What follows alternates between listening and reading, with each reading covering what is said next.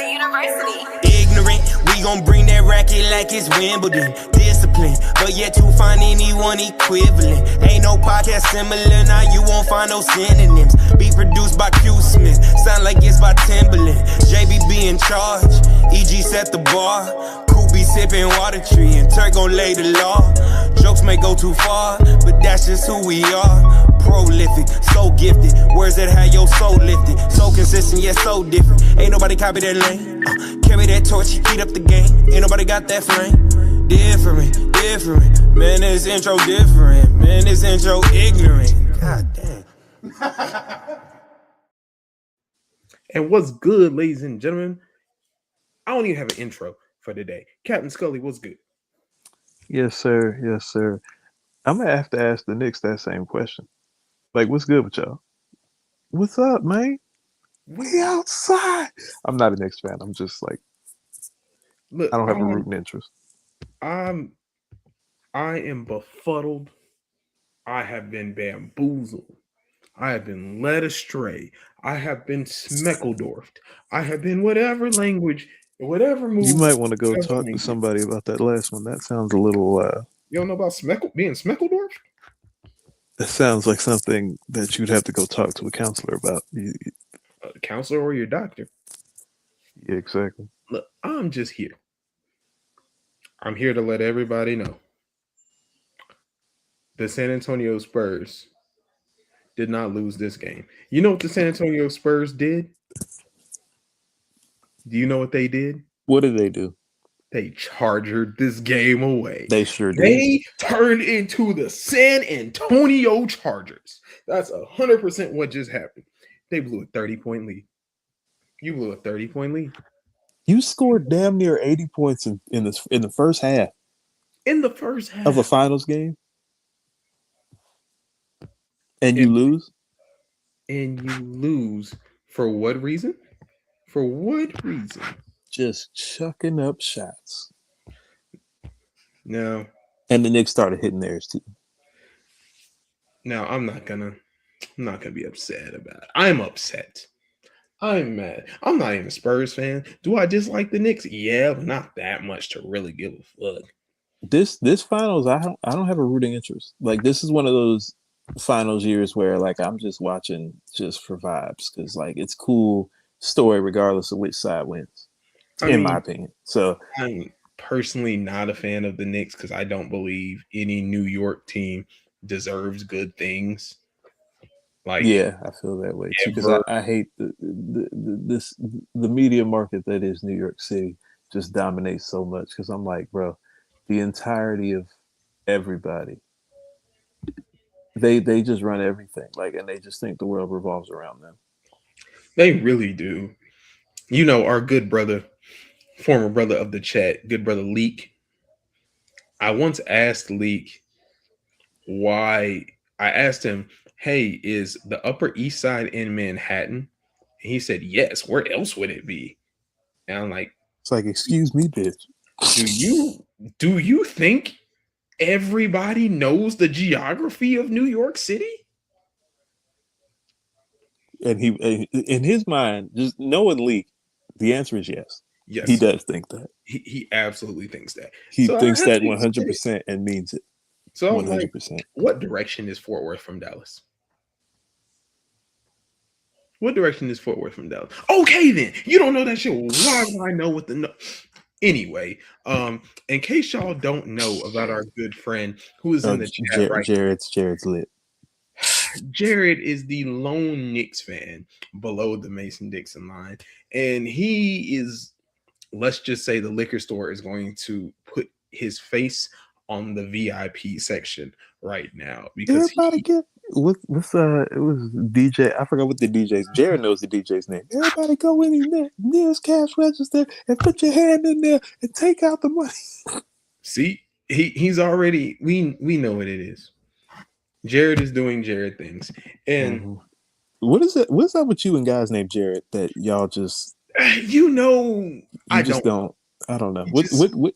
You got beef with every person named Jared that I can think of.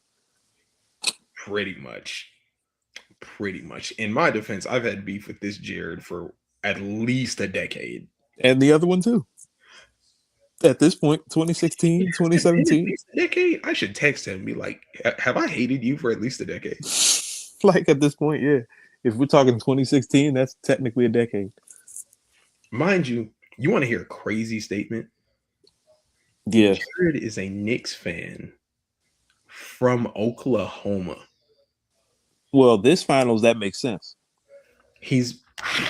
First of all, he loves everything Oklahoma, which is a crazy statement to make in itself. But yeah. I Anyway, actually have you never met ready to anybody talk about from. the actual game? Yeah, yeah. Unfortunately, because I'm still trying to like gather myself to figure out what it was that I watched. Because this first half was about as bad as it gets from New York. I'm sitting here thinking, oh man, this is a 2-2 game. Nobody's winning home games this series. And the Spurs have come back with a vengeance, and they heard all that chant and let's go and whatever, and wrap it up, get ready for game 5. That's what I thought. And then in the third quarter, the Knicks were hitting some shots, and it's like, okay, whatever. Then they started hitting a few more. I'm like, oh, okay, it's an 18-point game, whatever. And then the fourth quarter, it just, yeah. And they came back, and this Wemby, this is your LeBron James in 2010 moment here. Like, this one's going to hurt, and you're going to have to think about it all summer. That you lost the series this game because you want to be a bitch. I'm not here to sugarcoat it. I'm not here to talk like a sports reporter. I'm not here to be nice because I've told y'all for years and years that I hate the 3-point shot. I hate you, Steph Curry, and all of you shoot threes because you're bitches and don't understand the game of basketball. And you think because it's worth more that you should do it more. And clearly you see where it gets you. You are not Steph. You are not Clay. You are not the 2014 through the 2018 Golden State Warriors. It does not work. One day, y'all gonna listen to Jamal when he tells you, maybe we shouldn't shoot so many threes. But the argument could be, analytically speaking, it worked in the first half. Yes, and have we? And that's what they're going to go to. And did we not create the term? You live by the 3, you die by the 3. Yep, and that's exactly what happened. And this is the other thing. The 3-point shot has made it so that we have a 76-point half in a finals game. Because that's not something that happens in the finals. That's something that happens in like game 57 of the regular season. Or like but you get a lot of lopsided playoff and finals games now because of the 3-point shot, because everybody shoots them so much. So like one game you'll just be cold and lose by 30. And then the next game you just gonna be red hot and win by 15. And like it's so weird now. And let me show you what that 3-point shot just did. Scully, what did you say? How many points did they score in the first half? 76 damn points. 76 points in the first half. They ended the game with 106. You only scored 30 more points because you chucked up so many stupid threes. Now, in fairness, that should have been enough. It should have been enough. But I would more so blame their defense for letting it go. I don't blame the defense, because when you shoot a 3 with 20 seconds left on the shot clock, what do you think is going to happen? Exactly, that's true. And the Knicks are full of crackheads. I don't understand how people don't get this figured out. Josh Hart is not the only crackhead on that team. Jalen Brunson is the epitome of crack cocaine. Big Body Brunson is indeed a crackhead. The epitome of crack cocaine. Mitchell not Mitchell Robinson, well, him too, but they feed off of the crackhead energy of New York Knicks fans. So, like Jared, all the way from Oklahoma, they could feel his spirit energy, like Dragon Ball Z, or like freaking like Demon Slayer. Shout out to Yu Yu Hakusho. Demon Slayer, or Sailor Moon, or Yu Yu Hakusho or any of the other animes that we watched. While Jared is here, I would like to give a quick shout out to the UCO, University of Central Oklahoma Bronchos. I know what I said, but when first of all, I'm going to act like Paul George, and I'm gonna act like a hater real quick. It was a bad shot. That last shot that Jalen Brunson took, that was a horrible shot. That was the worst shot I have ever seen to try to ice a game. And as a coach, I would still cuss him out, even though we won the game. No, you know what it was? They drew that up. They drew up a 2-for-1. He was going to shoot it early in the shot clock in the event that they could get a rebound like they did. That, or at least that's what they're going to tell you. That's what they're going to tell you in the thing is they drew up a 2-for-1. And that's cool if to draw up the 2-for-1. That quick shot should not be a 27-foot step back three from the wing.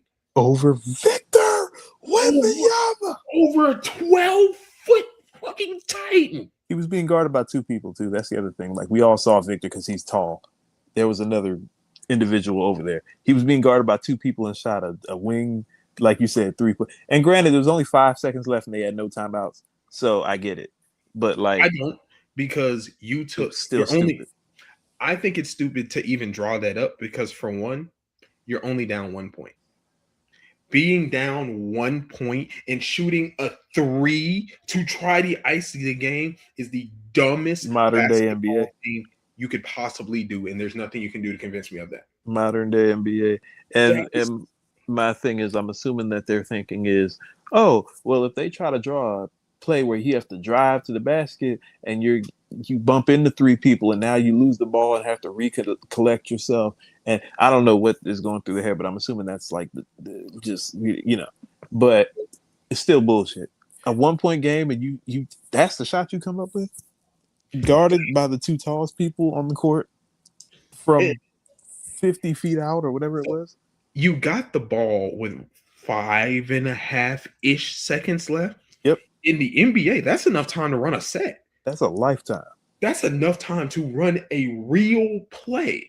But instead, you toss it to your best player. Cool, great. So you have him take the hardest shot in basketball over a Monstar with 5 seconds left, and you're only down 1. Someone explain to me how that makes sense. It doesn't make a damn lick of sense. Someone off in the basketball ether, explain to me how that makes sense. I'm asking the same people who on third and 7. The same people who on 3rd and 4 play their corners 8 yards deep. I want to know this. I need to know what the logic is. And boss man, I don't want to care that Castle got fouled on that last play, because when De'Aaron Fox got that steal and he put up that dumbass shot, he didn't have to shoot the ball. He could have stolen the ball, got under the basket, and stood there. By the way, on that shot, now that you've mentioned that, OG Anunoby, bro, how about him? What a game! OG Anunoby is having the series of his life. He might end up being Finals MVP. I'm not gonna lie to you. Not Jalen, not Cat. It's gonna be OG. I think it's gonna be OG. OG has played better than all of the superstars on the Knicks. I do think. And he's played both ways. It's not like he's just putting up 30 and you just don't hear from him on. This is one of the best defense. He should have made first team All NBA. For some reason didn't. This is one of the best defenders in the NBA. On top of the fact that he could drop 30 on any given night. OG Anunoby, your Finals MVP, ladies and gentlemen. I'm a firm believer we need to give him the Andre Iguodala treatment. Yep. Is he the best player on the court? Yes. In terms he has been. Name, in terms of like name, no. Did he play the best? Absolutely. Somebody made the point that the Knicks team is built in such a way that like there's nobody you can point to, even Brunson. There's nobody you can point to that is like that much more important to their success right now than somebody else. Like every single person has contributed almost equally to them being up 3-1 right now. Like there's nobody you can point to be like, oh, well, if he wasn't playing well, they'd be losing. No, it's all of them. Every single one, including Josh Hart, including Bridges, including whoever else you can name. And you know what? This is the first game that Brunson has actually played well. Yep. This and is it almost didn't matter. It almost didn't matter because he took the worst shot in basketball history. And I gotta ask, you asked this question, somebody else asked this question, because we saw it on Twitter. If the Knicks win at this point, when the Knicks win the championship, if somebody other than Jalen Brunson is MVP, does it prove Becky Hammon's point correct? We mentioned this last episode. And you know, like, does it prove her point? Look, especially if he would have knocked down that shot. Like, imagine he hits that shot over Wemby and that other person. Then Becky Hammon got to shut up. Shut right the hell up. Not even say nothing. Let me take that back. Becky Hammon doesn't have to shut up because 3-time finals champion. Yeah. Even though it was a big shot, she can always say, cool, great. He made a great shot. Where was he in the other 3 games? And that's what I'm saying. I'm like, if they win this championship, I don't know if anybody can realistically be like, well, Shayla and Bronson. No, it was a group effort. Yeah, and like the point I made about you can't be under 6'4"-ish. I'm like, because we've all agreed, has Brunson been clutch? Absolutely. Has he been good? No. Up until tonight? Not until tonight, no. And that's what I've said. He'll hit like a tough jumper over 3 people in the fourth quarter when the game is on the line, and you can count on him for that. But like the first 2.5 to 3 quarters, it's a mixed bag. You might get 12 or 15 shooting, you might get 2 or 15 shooting. You don't know. But that fourth quarter, when them fourth quarter lights hit, you know he's gonna hit a tough running floater over 3 of the tallest defenders in the NBA. And see, and that's the reason it aggravates me so much. That's the recency bias that sports now gives us. We will forget that, hey, Jalen Brunson has only gone 6 for 18 tonight. That's not a good game. But he hit his last 3 shots, and they were all in the super clutch moment that won the game and gave them the lead. I was about to say, everybody's better than Jalen Brunson until it's time to be better than Jalen Brunson. So you can point out all your favorite point guards and how better they are than him until you point out the fact also that he's beaten them all, except for Tyrese Halliburton. He hasn't beaten him yet. Valid. He hasn't beaten him yet. Look, I think we need to flip on over to, it's time for the Victor Wembanyama. I'm not going to say hate. I'm a call it hate. He's going through his humiliation ritual. I do not hate you, Wemby. You fall in a category of players that I hate right now. So for those of you who do not know, it's the circle of life in basketball. For those of you who do not know my backstory, I am the son and the product of a point guard. My dad was a pretty good point guard back in the day. And his pet peeve is you 6'3". My dad ain't 6'3", dog. That's what I'm saying. How does that work? Anyway, go ahead. My dad is 5'11" on a great day. Like, that's okay. That makes a little Genes are weird. Genes are weird. Anyway, his pet peeve was he hates soft big men. And I think I've inherited that from him. I'm not calling Wemby soft, but in the new era of basketball, y'all know how much I hate the 3-pointer. I hate a 7-footer that thinks he's 6'2". That's why I hate Anthony Davis. That's why KD pisses me off from time to time. I understand KD is not a big. I understand that. But there are times where I think he forgets he's 7 fucking feet tall. And when is that? KD is the lone exception. Everybody else, I'm with you, but you lost me at KD. There are times where KD should play a little bit more like Dirk than Carmelo Anthony. Just throwing that out there. Okay, that's fair. So what I mean is, I understand these guys aren't Shaq. These guys aren't Tim Duncan. These are not back to the basket bigs anymore. I get that. But I think dudes need to play more like Dirk if that is their game. Was Dirk a great shooter? Absolutely. But you know what Dirk didn't do? Dirk didn't spend his time around the perimeter like he's 6'3". Dirk started at the elbow and then started to work out, just depending on how the offense was going that possession. Dirk wasn't trying to dribble out on the wing against a guy a foot shorter than him. Yeah. And that's what pisses me off about Wemby. That's what pissed me off about the Spurs. De'Aaron Fox. I've been defending Fox this entire series, and I don't know why. I don't know why. Castle is the only one who seems to understand that go to the basket. And it's so funny because like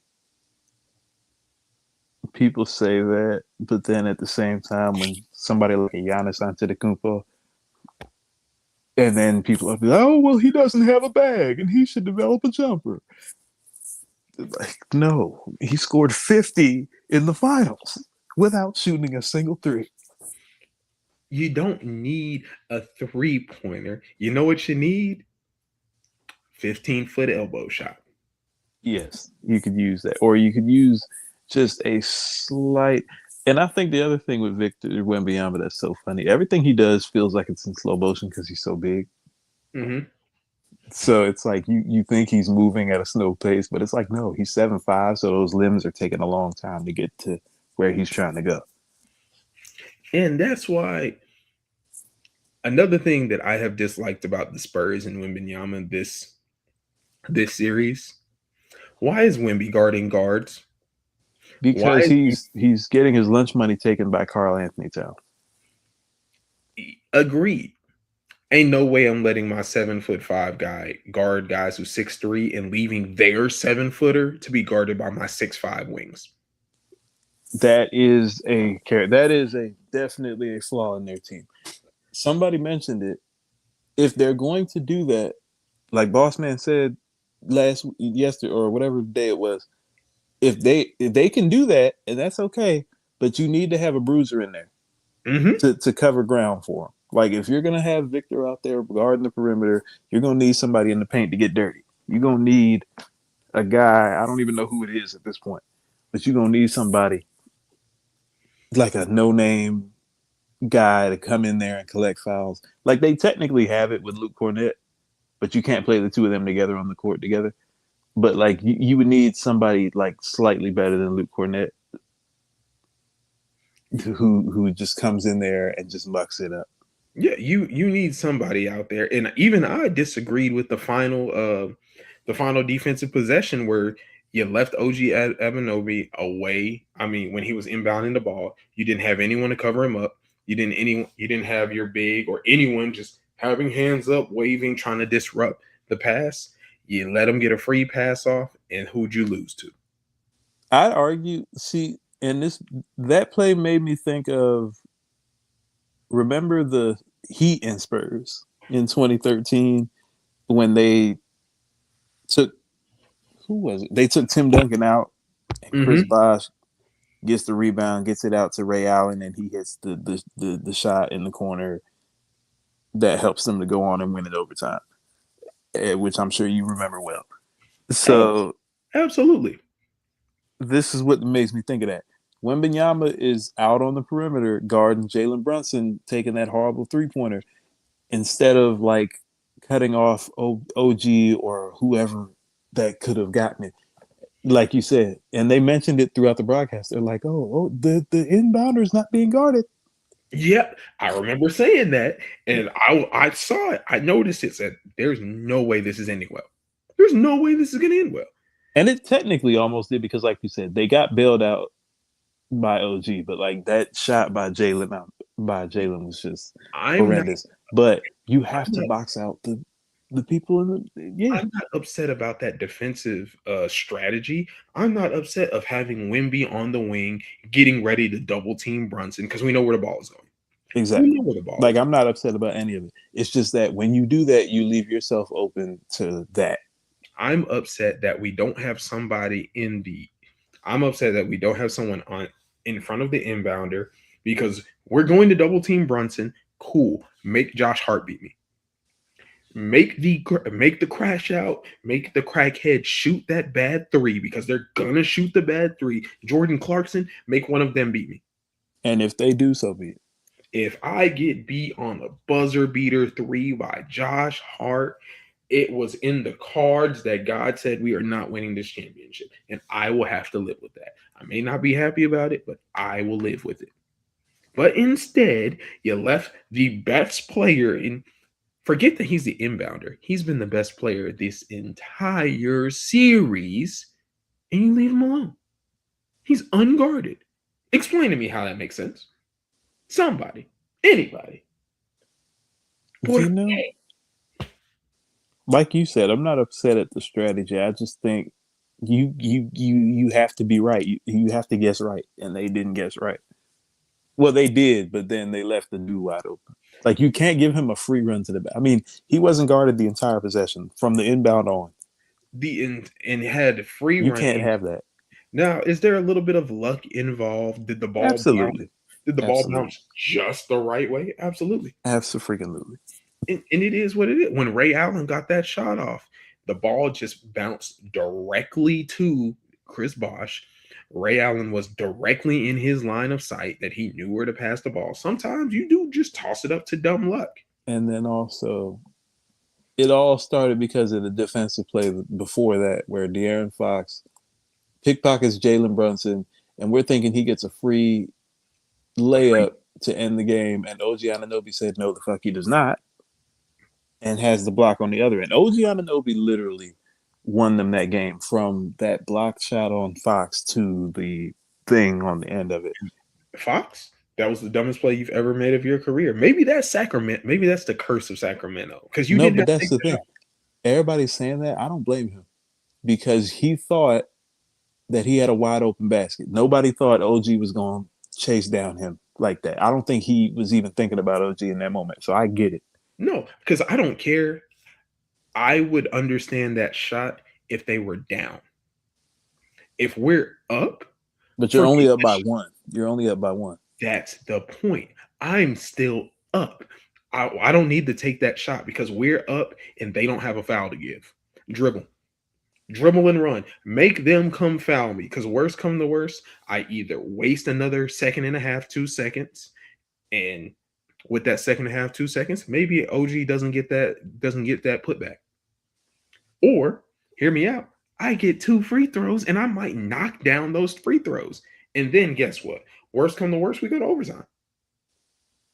When overtime is the worst case scenario, that is you making the right decision. He didn't have to make that shot. Now, if they're down, absolutely go for the layup. And if he blocks my shot, hey, it is what it is. You don't have to make that shot. Well, that being said, it is 3-1 Knicks. 3-1 Knicks heading back to San Antonio with them big old women, as Charles Barkley would say. And now we're going to move on topics because I'm going to have an aneurysm because I'm pissed. Just not even my team. That's just stupid basketball. Stupid basketball pisses me off. It's terrible basketball. Anyway, Captain Scully, you wanted to talk a little bit about the World Cup and how the United States and FIFA are being the United States and FIFA. Exactly. So for all of those of you who have been living under an anti-globalist rock, the World Cup is coming to North America because it's not just the United States. It's for the first time ever, you have 3 countries hosting a World Cup together simultaneously. The United States, Canada, and Mexico. And the fact that Canada has been completely left out of it. Completely. Because we've talked about Mexico a little bit as a host nation. Canada has just been completely like, don't nobody even remember that they're in this. Like, hey, this is North America. We're in here too. I don't know what matches are in Canada. I don't know what's going on with Canada. I don't know. Now, America has dominated headlines for obvious reasons because majority of the matches, majority of the big time matches in particular, and then also the World Cup final are all going to be held in the U.S. And when FIFA's involved, there's already going to be a hot mess because FIFA somehow, for those of you who are not aware of FIFA's track record, they are. Imagine if Sally Mae and the mob and like the Illuminati, just imagine all three of them sat down at a bar together and had a big old orgy. They created FIFA. What the NCAA thinks they are, Is FIFA FIFA. is. Yeah, the NCAA. I forgot about them too. So FIFA is one of the most corrupt organizations on the entire planet. Like, just they had the United States 10 years ago, roughly, blew up their spot and had several members arrested for corruption, and a bunch of people went to jail. And here we are 10 years later, and literally nothing has changed. For everyone that says they hate American capitalism, FIFA might do it better. They really might. And FIFA's unashamed in the way that they go about their business. Like, they work with some of the worst people in the world. Like, they've flat out said before, like, it's easier to work with dictators because dictators like get stuff like, oh, you don't have to go through, like, oh, if I want a stadium in this place and I want it built a certain way, I don't have to go through a bunch of zoning committees and a bunch of stuff to get it done like you would at like in certain countries. In certain countries, I can just go straight to the leader and he's like, all right, bet. And we're going to build this goddamn stadium. We don't care how much migrant slave labor we need. We're going to build the stadium. We're going to get the stadium. Right. And then they have a bunch of like stringent rules with like rights and all this stuff. Now, I say all that to say the United States, for those of you who don't live here, are currently going through the series finale, if you will. Like, it's pretty dire right now. Donald Trump wants to be a dictator, and he is doing everything in his power to become one, and nobody's really fighting back. And he's doing a lot of stupid stuff. Like, already, it was bad enough that they were having this World Cup here because the American public and American politicians don't believe in guardrails. They don't believe in public transportation. They don't believe in public services of any kind. So there are a lot of people who are flying here thinking, oh, they're flying to Boston thinking that the Patriots Stadium is in Boston. And no, it's not. Or like the people who are going down to Jerry World thinking, Jerry World is in Dallas. No, it's not. You're in Arlington. And not only are they playing there, the teams that are stationed here and practicing thought they would be stationed in some nice facility in Dallas. No, you get Galveston in that dirty ass water. Now, granted, a lot of the teams are being like housed in some of the football facilities. If y'all know anything about Texas high school football, their facilities are small colleges. Yep. Like the Netherlands, they're being stationed. One of their facilities is Mansfield High School Stadium. Mansfield High School Stadium is amazing. It looks like a small D1 to a D2 stadium. Like, it's really nice. And Mansfield ISD has plenty of money. Believe me, they have an indoor facility. Their weight room looks better than a lot of pros. They got it. But that doesn't change the fact that Mansfield is not even in Dallas County. Mansfield is in Tarrant County. From downtown Dallas, Mansfield is probably 40 minutes. Right. So we have that in mind. And then there's a bunch of other shit that just keeps going wrong. Like, for example, the FIFA, back to FIFA corruption. FIFA are just a bunch of pimps. Like, they're just getting as much money as possible, squeezing all the money that they can. These ticket prices are some of the most egregious, diabolical, horrendous prices I've ever seen in my life for anything. And they keep playing in people's faces because every now and then people will complain enough to get them to be like, okay, we'll give out like 60 free tickets, which is still fucking ridiculous. 60 free tickets. Which is nothing. And then the free tickets that they give them is like some bullshit. Like, oh yeah, like you get them but it's not even actually where they said that they're going to be. And then they do it where it's like, oh, it's certain like super fans get them, and then also then they end up not working anyway, and then they get overbooked. Okay, bullshitting us. And then now you got multiple investigations opening, like in the states of New York and New Jersey, about their ticket price practices.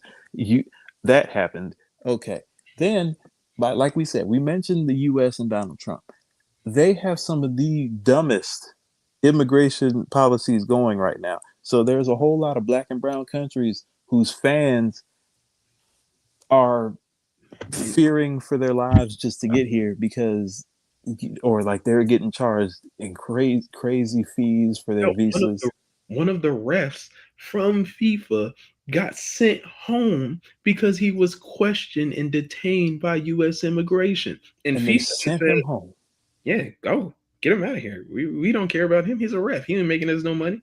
He's one of the top refs, by the way. He had a diplomatic passport and couldn't get in the country because the United States is racist. So, and then all of the black and brown countries that are, by the way, you know which another country that's playing? Iran. And they're treating the Iranian team like For shit. those of you again who are not paying, I don't do top politics, bitches. Politics is doing your ass. Is doing your ass, and part of the reason that it's doing your ass is because the United States is currently. I'm not even going to say at war because at war would mean that. Well, actually, it is a war because Iran is whooping their ass. So yes, the United States and Iran are currently in some version of a war right now. They're in. They've attacked Iran. They went into Iran and killed their supreme leader, Ayatollah Khomeini. They've been bombing places, and now Iran is and Israel has been involved in all of that. And Trump has been threatening the Iranian team, talking about it probably wouldn't be safe for them to play here. Iran tried to go to FIFA and say, "Hey, we'd like to play in Mexico," and FIFA said, "I don't give a fuck. You're playing in America." And they almost couldn't get in. Then they get in, they're being detained, they're being searched, like, whatever. There were some people that had some visa stuff that almost didn't work, but then they got in. And like I said, there are videos of people being like at the airport when you go through like metal detectors and stuff, they being searched down and stuff. And I'm like, that's not happening to the European teams, by the way. Of course, that's not happened to the Netherlands. It's to not. Spain. And then some of these countries also, when they get here, like I saw a thing where there's one team that's staying in Santa Ana and they're staying in like one of the most beautiful, gorgeous hotels. And then there's another team that's in Kansas at the DoubleTree. Yeah. Like this, and then that's that. So the diplomatic stuff, that's happening. That's bad enough. Then on top of all of that, the European players can't deal with American heat. Let me touch on that. Soft tissue paper. After they was talking all that shit. And they get over here and just fold. And these, and not the ones in Texas even. This is just the people in North Carolina and Missouri. No, but the thing, they're complaining in Massachusetts. In Massachusetts. Boston and Massachusetts, I can tell as somebody that's lived up in the Northeast, that's lived up there, it doesn't a summer in New England is actually one of the nicer summers you can deal with. Like, yes, it gets hot like it does that, but not nearly as often. New England summers are some of the nicest summers, and New England falls are some of the nicest falls. I need to talk to this ain't FIFA. This is for all you people that say it ain't the heat, it's the humidity. It's the heat, which is why I don't care about them bitching and complaining and moaning. Because guess what? It's humid when it's cold too. It's humid when it's cold too. Look, an 80-degree humid day is warm and bearable. 80 degrees, humid, cool. You're like, a little humid out here. When it's 95 degrees, it does not matter.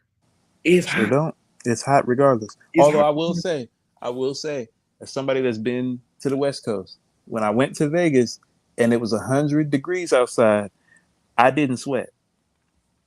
That's also because they have the AC blasting in the casinos, and they all No, have. no, no, no, no, no, no. I'm talking about walking outside. I didn't sweat, Oh, it's Vegas. They have they got artificial fans and shit. but it Look, felt like an oven, but I didn't sweat, I and mean, it's crazy. It's a light insane. bulb can make me sweat, so I'll never be that guy. It's insane. It's the most insane experience I've ever had. Is walking around Vegas, and it was 100 degrees outside in the middle of the day, and I wasn't sweating. By the way, y'all, I love when he says that. Like, I wasn't right next to him when he was in Vegas. You weren't. Yeah, I was. They weren't.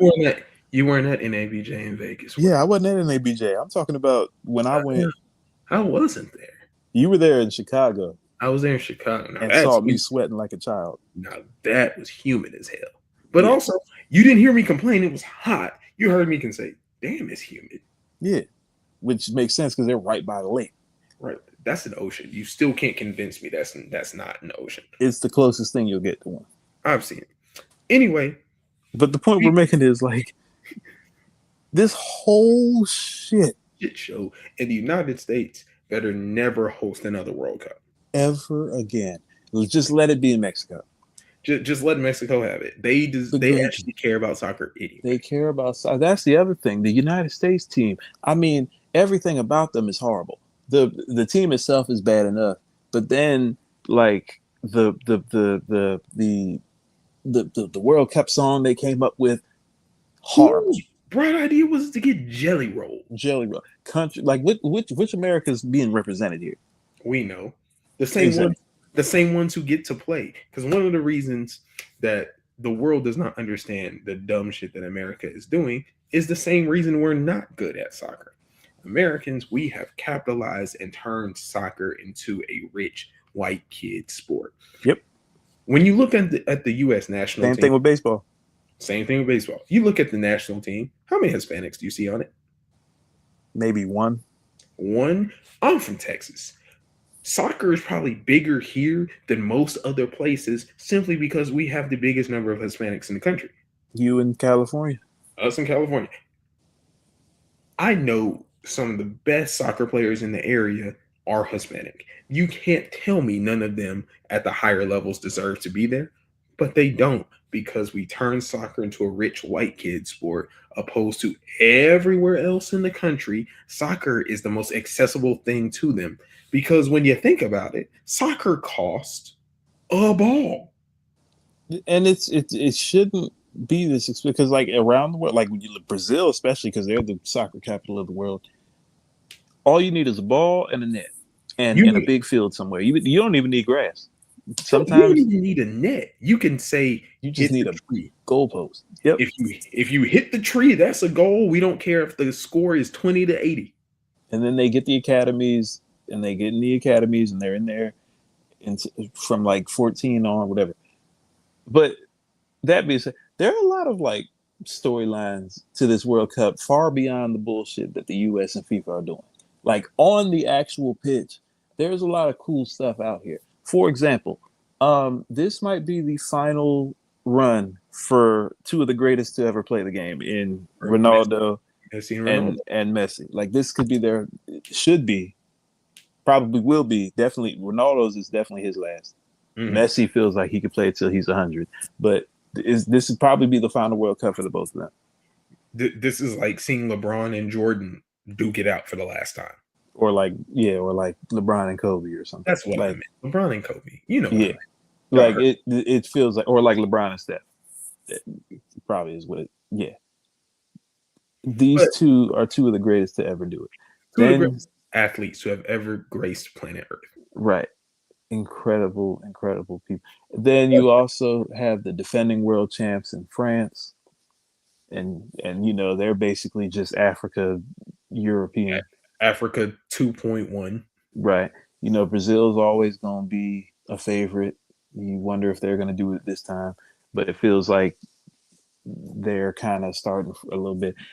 And somebody else made the point that like soccer rivalries are just better than like the World Cup rivalries are just better. Let me explain to you why soccer rivalries are better. Because these are not sports. Why does Ohio State and Michigan hate each other? oh, because our states are right next to each other and we've just always played each other. There's bad blood. Oh, there was a battle for the city of Ohio. Why does Iraq in England hate each other? Because England occupied and killed millions of Iraqis. Like we could get a final between Decades. England and Argentina, and it's like just go back to 1973 in the Falklands War. Like If we get a Germany France final, this is World War II get back. we could get Israel. Well, no, Palestine didn't make it. Damn it. No. We could get Belgium. We could get Belgium in the Congo. We could get name an African country in England or France, and this Right. is get back. This is not a The game. U.S. and Iran. This is war. Literal. That's why soccer rivalries are better. It's geopolitics. Do y'all remember? There's people that don't know. The Ivory Coast literally stopped a war in their country because of a World Cup run. Mm-hmm. Like there was a civil war in Ivory Coast, and they made a deep run in the World Cup in 2002 that literally saved the country. And we think the Super Bowl is important. And y'all niggas worried about the Cowboys and Redskins or whatever. Like, what? Like, get out of here, bro. It's not even close. We'll see more about the World Cup as it continues, and we'll see more bullshit. But we want to take the last part of the show to make sure we keep the Ignants flowing, because we've been pretty serious this show. So we're gonna just talk about a few overrated things, some things that they're not as good as people want them to believe. We've gotten a lot of traction on the clip where I said I think Tupac is overrated as a rapper. I said what I said. I still can't believe you said that shit. Neither could a good chunk of the 500 people who watched that clip. But hey, even though I get where you were coming from. So see, that's you get me. So I'm back on another one. While we talking about overrated rappers, Drake. You've been on this though. This ain't shocking. Every single episode that he drops an album, you've been on this. So I'm with it. Look, I've said it before. He even told us Buzz so big I could probably sell a blank disc. And he has multiple times. Sold 3 of them. These last 3 albums, extremely forgettable. They sound exactly like Drake should. Again, let me give my premise. Let me tell you, overrated does not mean bad.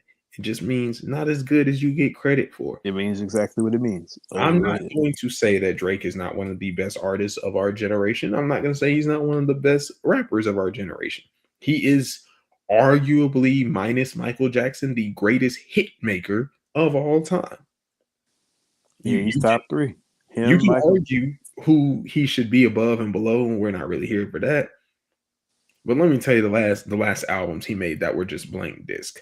Loverboy sounds like he tried to make 15 club bangers, and that's not how you make a good album.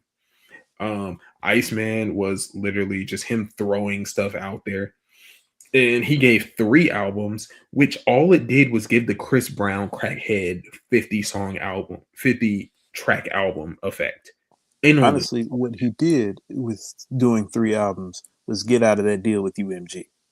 But we've already played that game before, because he did that with If you're reading this, it's too late. If you're reading this, it's too late. You already got out of one deal, so now I'm supposed to feel sorry for you for getting out of another one? You did this to yourself twice.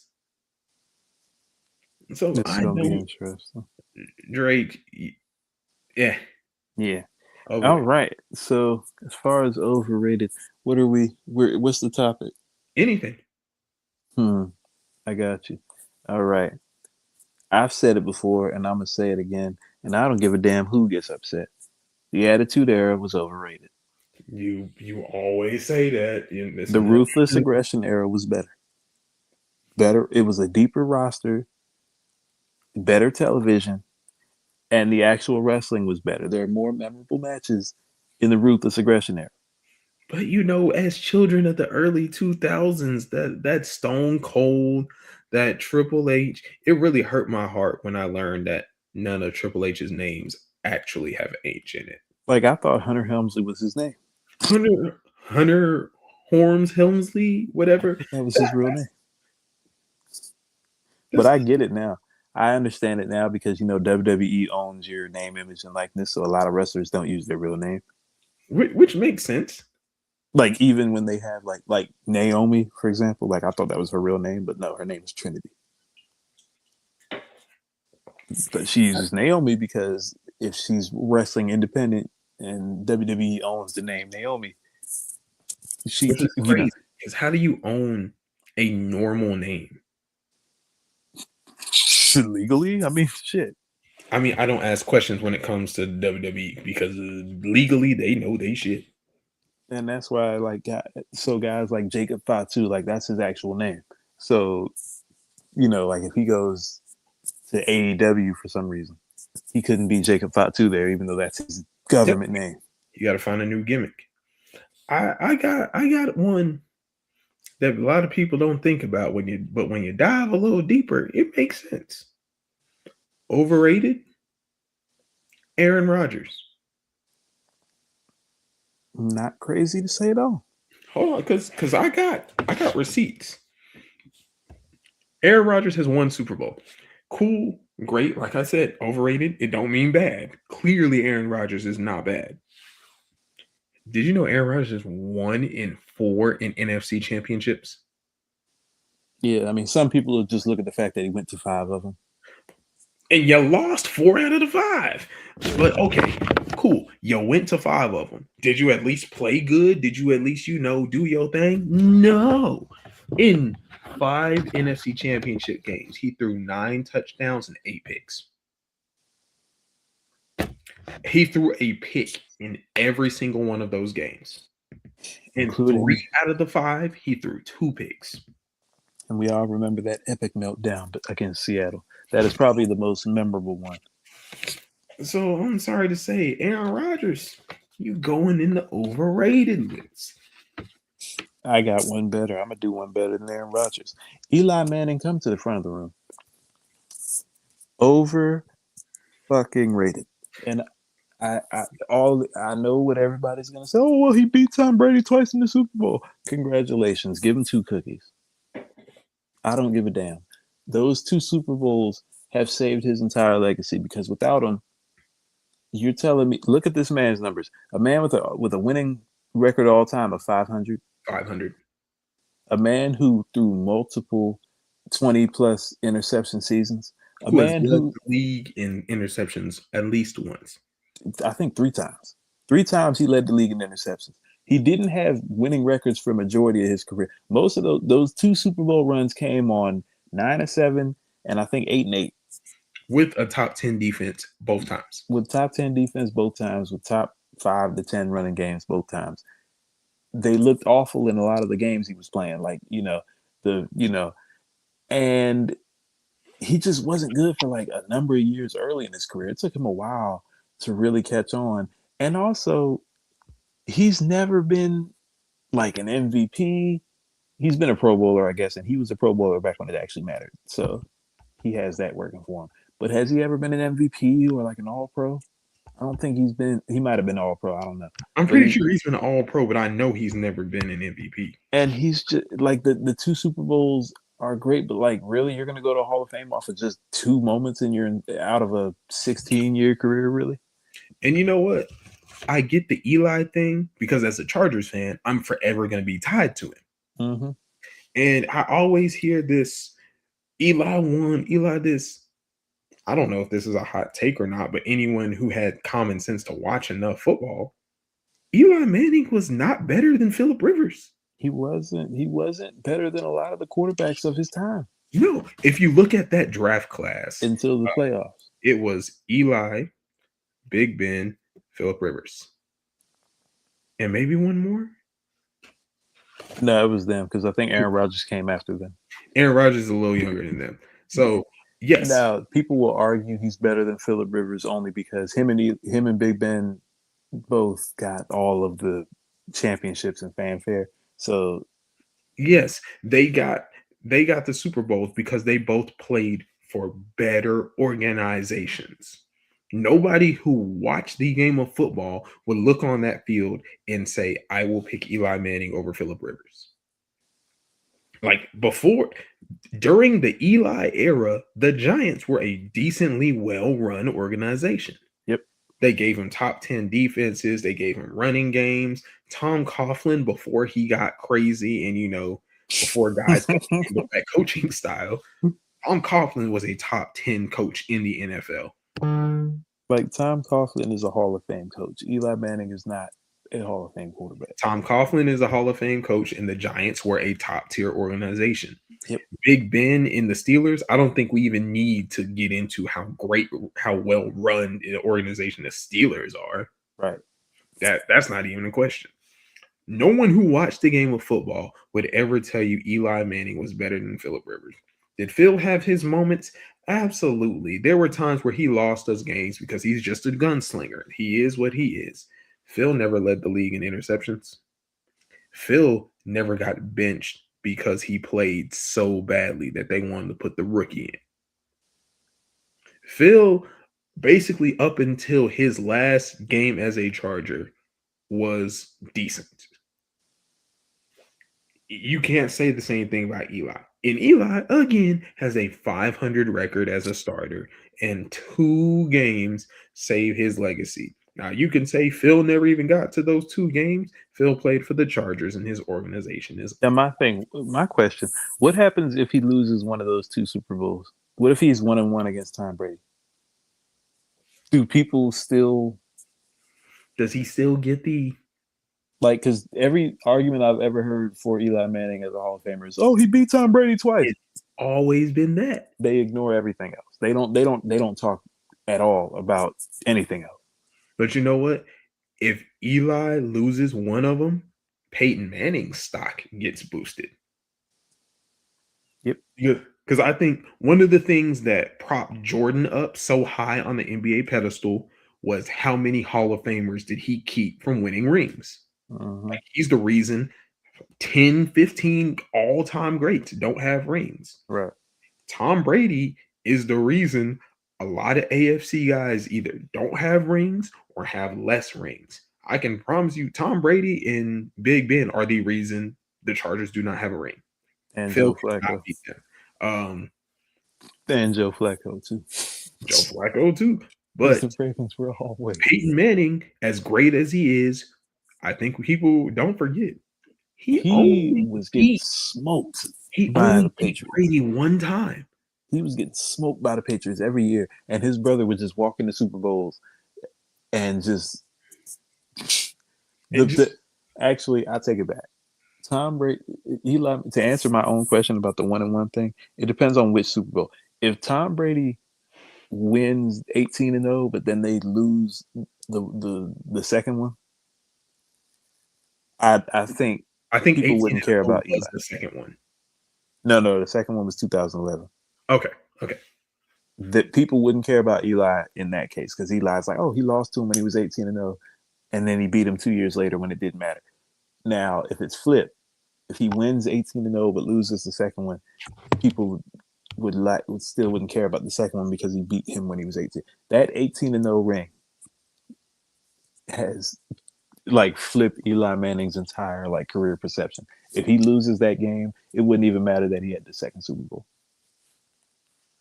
It probably wouldn't. Yeah. So that's really what it is. People are going to say, oh, he beat him twice. Nobody gives a fuck about the second one. No, it's all about the fact he beat the only 18-0 team in NFL. Well, at the time, the only 18-0 team because the Dolphins went 17-0. So they would have been a 19-0 team. First undefeated team since the 72 Dolphins. Eli Manning ruined all of that. All of it. So I am going to piss off majority of the Black community, and it's especially, the ones that like to do it and turn up. Overrated? The seafood boil. There's better ways. No, don't you fade out of frame. You know where I'm from. So I know different. The seafood boil, we treat that thing like it's from God Himself. And Because it is. there are places that are pulling up with seafood boils that have no business Okay. having seafood boils. And I get what you're saying, and I hear you, and I support you 100%. But the Maryland and you will not No, allow. no, no, no, no. I'm not even gonna go there yet. That is a them problem. Because I agree, there are way too many seafood boil places. Some of y'all need to just stick to one or two options as opposed to throwing in seafood boils. Because some of y'all just don't know what you're doing. Like, just if you just do crab legs, or if you just do shrimp, Just do the crab legs. just do crab legs. If you just stick to crab legs, no, everybody doesn't need to have a seafood boil. Some of y'all don't need to be doing seafood boils. I agree with you. And you know what? While we're at it, it's a good thing I'm far away from it because the Maryland in him might pop out and try to shoot me. Crab is overrated. Okay, let me stop. Crab legs. That's even worse. It's a lot of work for not a whole lot of meat. No, I'd say that for crab, like the body part, like the not the legs, but the Look, I like crab cakes. yeah, that's different than yeah. Crab legs are incredible. It's the other part of the crab that is overrated to me. When people be eating like the horse or not horseshoe, nobody eats horseshoe crabs. Hopefully, when I people eat crab. the crab, you know the crabby crab, not the yeah legs. Crabby crab. yeah like the one that walks sideways. Like when people be eating those, I'm with you. Crab legs though, I can't dipped in some hot butter and see. That's the cultural differences. We just not going. because you had me at crab, so I was like, okay, whatever. You made, and then you doubled down and said crab legs. I'm like, no, no, no, not I you. can't. It's just not for me. See, I try my seafood with as little work as I like my food with as little work as possible. I see that, but I look at crab legs the same way as eating something else. Basically, sometimes you just got to put a little work in. Sometimes you got to crack it open, And you essentially, know, you got to get cracked and do the slurping. cracked and slurped and eaten in the inside And sometimes with a little butter. with a little butter. I wait, well, I'm concerned. Never mind. Anyway, do you have one more overrated before we head out for the night? Yes, I do. Bryson Tiller. Don't Bryson Tiller. I'm not Like Bryson Tiller. I've never been. Don't is like the only song I like by him. Everything else since then is just disgusting. I feel like Brent Fayez does what Bryson Tiller does better, and that's not just the Maryland in me. I actually like think Bryson Tiller is just so just like as an R&B singer, it just feels so not it to me. I just don't see him as anything special. Nothing special about him at all. In my mind, he's just another run-of-the-mill R&B singer, which is cool, which is great. I just feel like raunchy R&B is just, and it's a thing with a lot of these people now because a lot of them, I feel like R&B shouldn't be raunchy in the way that like rap is. Like you don't need to be cussing a whole lot in your R&B. And I'm not saying Brent Fayez doesn't do it, but there's more. R&B is supposed to be more subtle. it's supposed to be more sensual and romantic and whatever, and you croon and beg and all that stuff. And I'm not saying Brent Fayez does any of that, but I'm saying there's a genre of R&B with like the Bryson Tillers, the Brent Fayez's, these pitchy, like riffing Jacquees style guys like that. Ugh. And there are a lot of them like that, and there are certain ones like Brent Fayez, for example, who I think just do it better than the Bryson Tillers and Jacquees of the world. I just don't think he's overall that talented. Exactly. Either way. But ladies and gentlemen, thank you for tuning in to the one and only D1 Ignant University podcast. We look forward to coming to you whenever the hell I feel like it because the Spurs piss me off. Captain Scully, you got any final thoughts for the people?